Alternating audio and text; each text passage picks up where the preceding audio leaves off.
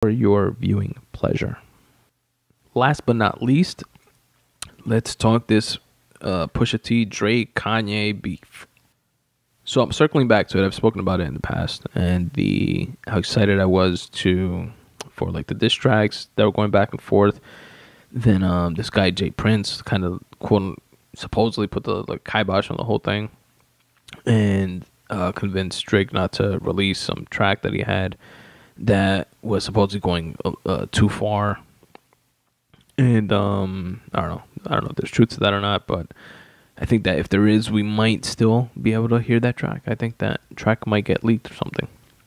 But and I like this. It's like the essence of hip hop is battle rap. It's kind of like we were talking about at the head of the show with the whole the melee of in the UFC with Conor Khabib and what happened after, and how it was so exciting to see, even though it was a sore eye for the organization. It's kind of also wanted in a sense, by at least the viewing public. It's exciting. You can't say it's not exciting, whether right or wrong. It's like if you see a fight in the street, it's kind of exciting, but oh fuck, somebody's getting hurt type of thing, which is not condonable or a good thing, but there is an element of excitement to it.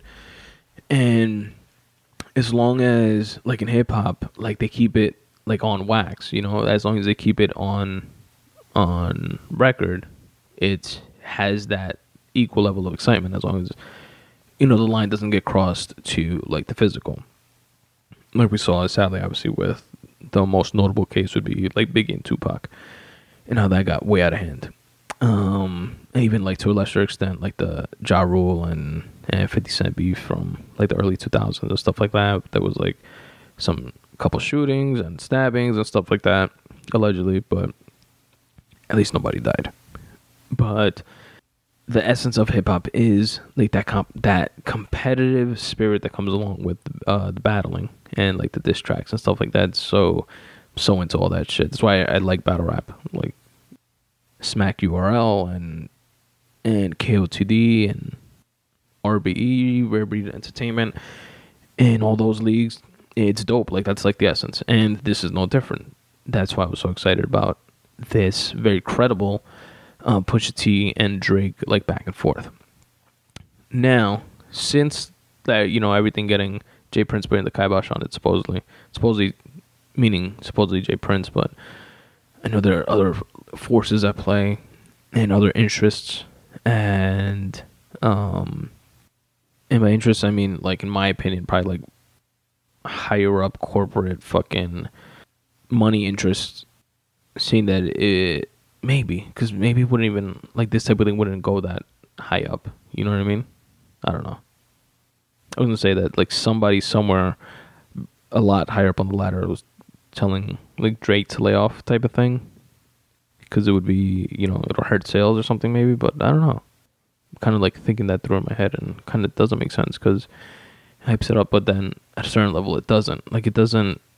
Drake is a very sellable, marketable act, and makes a lot of money for a lot of people. And this, the beef alone, supposedly, according to Pusha, T side of it, put the kibosh on Drake's Adidas line that was supposed to come out, and it was because of this back and forth. So maybe they were worried about other sponsorships falling through or something like that. I don't know, but I'm sure that was part of the math. That was in their heads.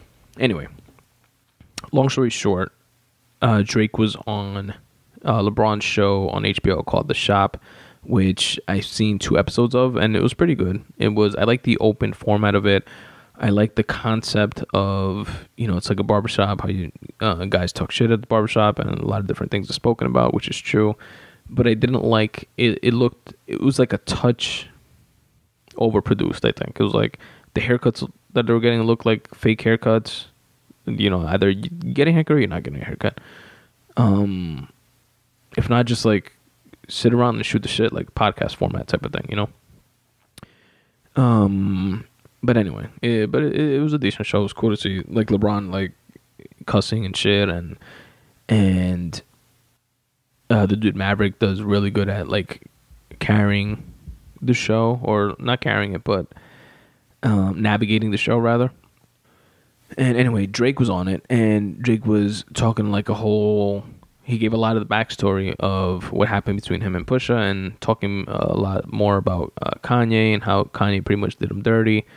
And Kanye flew him out to Wyoming and was telling him that that he's gonna help him, and he's gonna produce like tracks for him. And he gave him one track ultimately that he like left with, and but he needs, if he's gonna work with him, he needs complete transparency and stuff like that. And long story short, Drake made it seem like Kanye played him, got a lot of information from him.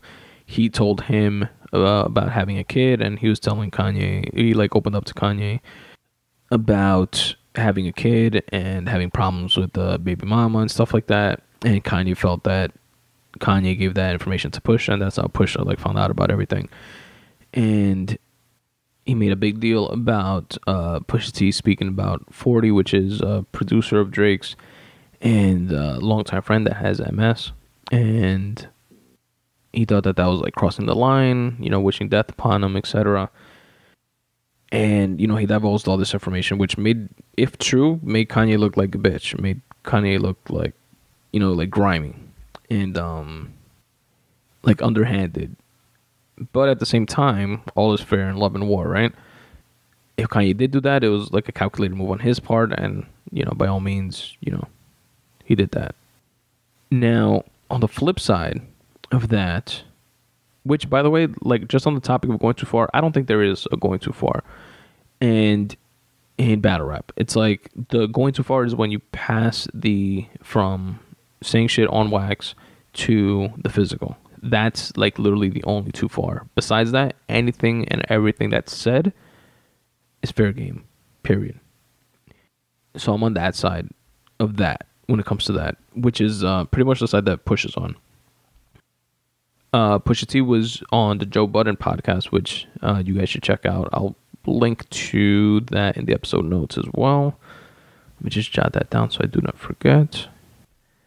And he was pretty much on there, and he was like that he saw Drake on LeBron's show, and he was getting like a lot of attention, and people kind of started shitting on Pusha for it. But he said that he felt he had to like clear the air, and he couldn't let him go on thinking what he allegedly thinks of how Pusha wound up with the information and stuff like that.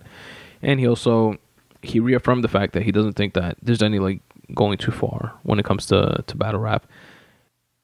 But he stated, like, for the record, he didn't say that he wished death upon the dude, on the guy 40 that has MS. Like, he didn't, if you listen to the bars, like, that's not what he says. He says, and I'm paraphrasing, but he says, tick, tick, tick, how much time does he have type of thing, but not, like, directly wishing death upon him type of thing. But now here's the kicker. Here's the irony. Here's the mic drop moment, I thought, from that Joe Budden interview. According to Pusha, allegedly, he did not get any of that information from Kanye. He has his own disgruntledness going on with Kanye and all the like crazy shit that Kanye's been doing lately, and the fact that he didn't want to put out a 7-track album, but he did so because of Kanye, and like that was, he was vocal about it. The I forget what the girl's name is that released a 7-track record as well. She was against it also. She was very vocal about it, but they did, they're signed to Kanye, so they did what they had to do. They're signed to Good Music, and he's saying even like with the whole, like when Drake flew out to Wyoming to Kanye's and stuff like that, he was like, Pusha was like, I had just flown out like the day before, and then the next day I hear that Drake is there. It's like Kanye like purposely did that, like kept them apart from each other type of thing. And here he hears things about like Kanye working with him, and like Drake was writing for Kanye and like all that type of shit, and he's like, he doesn't like that because he doesn't like the in-between shit. And he's either I'm on your team or I'm not on your team, like type of thing. So he has his own like shit going on with Kanye, supposedly. It could all be bullshit also, but who knows? It's interesting to me though, like soap opera wise, But all that aside, Pusha T is the president of Good Music, which is Kanye's label. All that aside, Pusha says that all the information that he got about Drake's kid and about the majority of everything that he got was from a girl that 40, which is the producer guy from Drake's camp that has MS, with the girl that 40's been fucking, or that 40's been with, or whatever, like his latest girlfriend, and that he got the majority of the information from her. And he was like that he only came out to put it out there because Drake did this whole like song and dance thing on LeBron's show, and trying to like prop 40 up like on this pedestal and try to make it seem like so like crossing the line type of thing that Pusha did.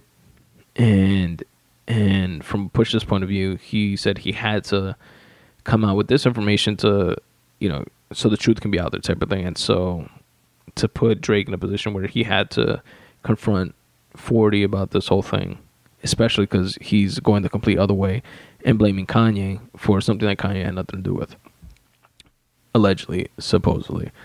But the plot thickens nonetheless. And I think that the outcome of this might be that we hear that track that supposedly was going to put an end to somebody's career that Drake says that he has, that he shelved out of respect for this dude that put the kibosh on it. I forget his fucking name now. Jay Prince.